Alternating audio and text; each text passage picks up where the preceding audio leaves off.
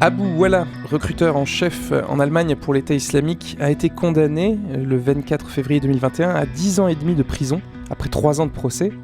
Né en Irak, il est arrivé en Allemagne en 2001 en tant que demandeur d'asile. Et après plusieurs années, il s'est mis à prêcher le djihad dans une mosquée de Basse-Saxe et sur Internet, attirant des islamistes de toute l'Allemagne, jusqu'à la fermeture de la mosquée en 2017. Il a été reconnu coupable d'avoir radicalisé plusieurs jeunes hommes et aidé au départ de certains pour aller combattre dans les rangs de l'État islamique. Cette affaire met en jeu plusieurs questions de droit et d'outils juridiques de lutte contre le terrorisme et que nous allons essayer d'éclairer ce soir avec Nicolas Bauer, chercheur associé à l'ECLJ.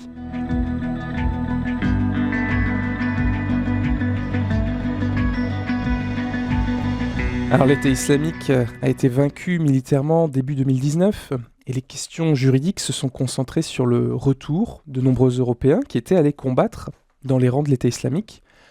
Devait-on les juger? Comment les condamner? Est-ce que la déchéance de nationalité est une peine opportune? Et que faire contre ceux qui ont encouragé ou aidé matériellement des personnes à aller en Syrie principalement? Donc cette affaire met en jeu toutes ces questions. Et nous allons commencer ce soir, Nicolas, avec deux affaires pendantes à la Cour européenne des droits de l'homme, donc, qui ont été déposées il y a plusieurs mois et dans lesquelles le CLG est intervenu. Elles ont été déposées par deux djihadistes qui ont saisi la Cour européenne des droits de l'homme. Est-ce que vous pouvez nous raconter l'histoire de ces deux personnes ? Oui, alors ces deux affaires, l'une danoise et l'une allemande. Donc pour l'affaire allemande, c'est un djihadiste qui a été condamné en fait il y a longtemps. Il a été condamné, sa dernière condamnation pénale, je crois, c'est en 2006, principalement pour avoir collecté des fonds et transféré des fonds vers l'Irak pour des actions terroristes. Et ensuite, l'Allemagne a décidé de l'expulser en 2009. Et donc, bon, il n'est toujours pas expulsé, hein. Il a multiplié les recours. Aujourd'hui, il dépose une requête à la Cour européenne des droits de l'homme. Ce recours n'est pas suspensif. En fait, il a fini. Il a eu un recours définitif il y a déjà plusieurs années, mais l'Allemagne ne l'expulse pas encore puisqu'elle considère que l'Irak c'est dangereux. Bon, il a sûrement contribué au fait que l'Irak soit dangereux s'il a financé des actions terroristes en Irak, mais là on considère que sa vie serait en danger en Irak. Et ensuite, il y a Monsieur Johansson, qui est un Danois, qui lui est allé combattre en Syrie et en Irak avec l'État islamique en 2013. Il est revenu en 2014. Ensuite, il a été condamné pour ses crimes à de la prison ferme. Il est sorti de prison en mars 2020. Et il n'est toujours pas expulsé non plus. Il a déposé une requête à la Cour européenne des droits de l'homme. Ce recours n'est pas non plus suspensif, mais le Danemark ne l'a pas expulsé. Alors, je n'ai pas d'explication sur les raisons. Sans doute un manque de volonté politique, mais du coup, en tout cas, ce qui fait que ces deux personnes sont sur le territoire européen et leur requête à la Cour européenne des droits de l'homme invoque leur droit à la vie privée et familiale. En fait, ils contestent ces décisions d'expulsion en disant que les expulsés violent leurs droits, étant donné qu'ils sont mariés, qu'ils ont des enfants, et que par rapport à leur famille, qui n'est pas forcément de leur pays d'origine. Alors oui, je ne l'ai pas dit, mais du coup, le Danois, M. Johansson, est en fait Danois et tunisien. Oui. Et M. Al-Bayati n'est pas allemand, en fait, il est irakien, donc il est étranger. Il y a quand même quelque chose de surréaliste dans ces affaires, parce que donc, le premier a soutenu une organisation terroriste à l'étranger. Il ne serait même pas expulsé, puisque vous avez dit il est tunisien. Le premier, l'allemand, il est irakien. D'accord, il est bien irakien. Donc il a soutenu une organisation terroriste en Irak et il refuserait d'être expulsé vers l'Irak.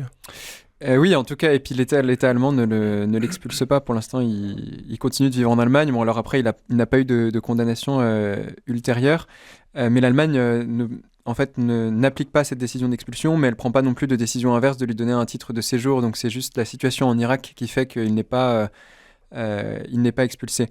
Et la question qui se pose pour ces deux affaires à la Cour européenne des droits de l'homme, c'est celle de savoir, de mettre en balance, comme on dit en droit des libertés, on met en balance deux éléments, le droit individuel de la personne à sa vie privée et familiale et la sécurité publique du pays. Puisqu'en fait, dans la Convention européenne des droits de l'homme, les États ont la possibilité de limiter certains droits de l'homme, donc en particulier ce droit à la vie privée et familiale, pour des objectifs, différents objectifs, dont l'objectif de sécurité publique. Et la Cour, dans sa jurisprudence, a en fait développé plusieurs critères pour effectuer cette mise en balance entre des droits individuels d'une personne et la sécurité publique de l'État. Alors, avant de continuer là-dessus, on pourrait peut-être clarifier bien les concepts juridiques d'expulsion, de déchéance de nationalité, parce qu'il y avait eu un débat pendant que certains Européens allaient faire le djihad en Syrie avec l'État islamique, puisque beaucoup d'entre eux étaient bien nés en France, étaient français, de parents français, ou alors de parents étrangers, mais c'était des personnes peut-être issues de l'émigration à plusieurs générations avant.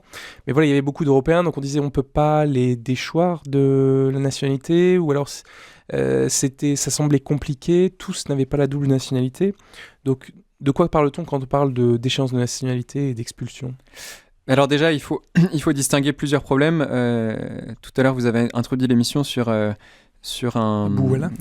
Oui, un Allemand qui a été... allemand, qui est bien né il est en en Allemagne, mais il n'est pas de nationalité allemande, il est irakien voilà. aussi. Et il est venu en tant que demandeur d'asile, C'est ça, ouais. en Allemagne. Donc il y a la question du jugement, donc lui, il est jugé, donc lui, il a fait ses actions terroristes depuis l'Europe. Oui. Certains sont partis à l'étranger, donc déjà, il y a la première question qui se pose, c'est le jugement. Et elle est plus délicate pour les personnes qui sont parties en Syrie et en Irak, puisque... il y a la question de savoir quelle juridiction est compétente. Est-ce que c'est les juridictions sur place mais dans ces cas-là, il y a le problème qui se pose, c'est des blocages géopolitiques. Et puis, c'est aussi le fait qu'on est attaché à certains droits des personnes qui ne vont pas être respectés en Syrie et en Irak. Ils peuvent être jugés quand ils sont de retour en Europe. Mais dans ce cas-là, la question qui se pose, c'est la collecte des preuves. Pour savoir les crimes qu'ils ont faits. Et aussi, il y a tout, mais bon, ça c'est un autre sujet, on l'abordera sans doute pas aujourd'hui, mais il y a toute la question de la justice pénale internationale, donc la Cour pénale internationale ou des tribunaux pénaux internationaux, qui peuvent aussi être un moyen pour juger ces personnes. Mais du coup, il y a cette question du jugement. Et ensuite, il y a la question de l'expulsion. Et donc, pour l'expulsion, soit la personne est étrangère, résidait légalement en Europe avant de partir... ou de partir en Syrie ou en Irak, ou alors de commettre des actions terroristes depuis l'Europe. Donc soit la personne est étrangère, et dans ces cas-là, on peut l'expulser, soit la personne a la nationalité d'un pays européen, et dans ces cas-là, en fait, quand elle est partie en Syrie, en Irak, elle a un droit de revenir, puisqu'en fait, on a considéré en la naturalisant qu'elle serait chez elle chez nous. Et donc, du coup, elle a en quelque sorte un droit au retour et on ne peut pas y faire grand-chose, a priori en tout cas. Mais une fois que la personne est jugée, donc pénalement, on peut prendre une sanction administrative supplémentaire qui est de la déchoir de sa nationalité européenne pour qu'ensuite elle soit expulsable. Mais ce cas s'applique seulement pour les personnes qui ont une autre nationalité. Bon, ce qui est le cas de beaucoup de combattants de l'État islamique, mais pas forcément tous. Puisqu'en fait le droit international nous oblige à éviter les cas d'apatridie, donc une personne qui n'aurait pas de nationalité. Donc quelqu'un qui serait allemand complètement sans avoir d'autres nationalités, on ne peut pas lui retirer la nationalité et on n'aurait pas de pays vers lequel l'expulser. Mais du coup la question se pose pour les binationaux et les deux requérants à la Cour européenne des droits de l'homme, donc Al-Bayati qui vit en Allemagne, lui est irakien, donc il est étranger, donc c'est bon, il n'y a pas besoin de le déchoir de sa nationalité. Et M. Johansson est à la fois tunisien et danois, donc ce que le Danemark a fait, c'est le déchoir de sa nationalité danoise pour ensuite prendre une décision d'expulsion vers la Tunisie. Et donc c'est ce qu'il conteste à la Cour, c'est à la fois cette déchéance de nationalité, il dit qu'elle a été arbitraire, et ensuite cette expulsion en disant qu'elle viole son droit à la vie privée et familiale. Et alors en matière d'expulsion et de déchéance de nationalité, je sais qu'il y a eu plusieurs réactions différentes entre les pays européens pour traiter le retour des combattants de Daesh en Europe ou pour tout simplement sanctionner ceux qui ont aidé à partir aussi également. Quels sont les chiffres à peu près, le nombre d'expulsions ou les cas emblématiques qu'il y a eu en Europe? Alors, déjà, pour avoir un peu un ordre d'idée, il y a 6000 environ combattants qui sont venus d'Europe pour combattre dans les rangs de l'État islamique. Et parmi eux, il y en a à peu près 40% qui sont déjà rentrés, 40% qui sont morts, en fait, qui ont été tués sur place, et ensuite le reste qui est soit détenu sur place, soit qui s'est réinstallé ailleurs. Et donc, du coup, il y a la question d'abord du jugement de ceux qui sont rentrés avant de prendre ces décisions-là. Et donc, en fait, les premières personnes, pour l'instant, qui ont été condamnées pour avoir rejoint l'État islamique, elles sortent seulement de prison. Donc, il y avait Flavien Moreau qui est sorti en janvier 2020, qui était le premier condamné pour avoir rejoint l'État islamique et qui est le premier à avoir été libéré. Bon, depuis, il a été réincarcéré pour port d'armes. Donc voilà, il est de nouveau en prison. Il est sorti peut-être un peu tôt. Mais du coup, il y a la question du jugement. Et donc, pour ceux qui ensuite ont purgé leur peine, effectivement, on peut se poser la question de l'expulsion. Mais il y a eu pour l'instant quand même assez peu d'expulsions. Et il y a un pays qui se distingue, qui est le Royaume-Uni, qui en fait a clairement défini comme infraction pénale le fait de rejoindre une organisation terroriste ou d'avoir l'intention de la rejoindre, de commettre des actes qui montrent cette intention. Et donc les personnes qui sont parties en Syrie et en Irak ont pu être jugées à distance, en fait, on appelle ça par contumace, et du coup être en conséquence déchues de leur nationalité quand elles étaient binationales. Et donc je sais que, par exemple, en 2017, ils avaient fait un peu de communication là-dessus, et ils avaient fait 150 d'échéances de nationalité d'un coup. Oui. Et donc ce qui fait quand même pas mal par rapport au nombre de personnes qui sont parties depuis le Royaume-Uni rejoindre l'État islamique. Donc voilà, je dirais qu'il y a le Royaume-Uni qui se distingue, et puis les autres États ont quand même beaucoup ce problème de prendre des décisions d'expulsion, ensuite de ne pas les appliquer, d'attendre. Quand on regarde un peu par exemple l'affaire dont vous parliez au début de l'émission du chef de l'État islamique allemand, lui il a quand même contribué à une idéologie qui mène au terrorisme et recruté pour l'État islamique pendant des années sans être inquiété. Et il a aussi hébergé celui qui a fait les attentats au marché de Noël de Berlin en 2016, qui devait être expulsé depuis 2015. Donc par exemple, il y a quand même beaucoup de cas d'attentats de personnes ou pareil, la fusillade qui a eu lieu à Vienne en novembre 2020, donc plus récemment. C'est encore une personne qui a été jugée une fois, qui est allée en prison de manière courte, qui en sort, qu'on n'expulse pas alors qu'elle est étrangère, et qui au final commet un attentat qui fait des dizaines de morts. Donc du coup, il y a quand même pas mal d'États qui sont un peu empêtrés dans ce problème de prendre des décisions et de mettre du temps à les appliquer pour différentes raisons. Et ça met également la Cour européenne des droits de l'homme sous le feu de la critique, parce qu'on entend régulièrement quand même des affaires qui sont portées devant cette Cour qui annulent les expulsions de terroristes, de ressortissants, de migrants, pour des raisons de sécurité sur place, pour des raisons de droit à la famille. Alors, est-ce qu'il nous reste 2 minutes? Vous pourriez expliquer comment brièvement la Cour va analyser ces deux affaires, à votre avis? Ce qu'elle fera par défaut, c'est vérifier la mise en balance. Et comment, à votre avis, elle interprétera ces deux cas?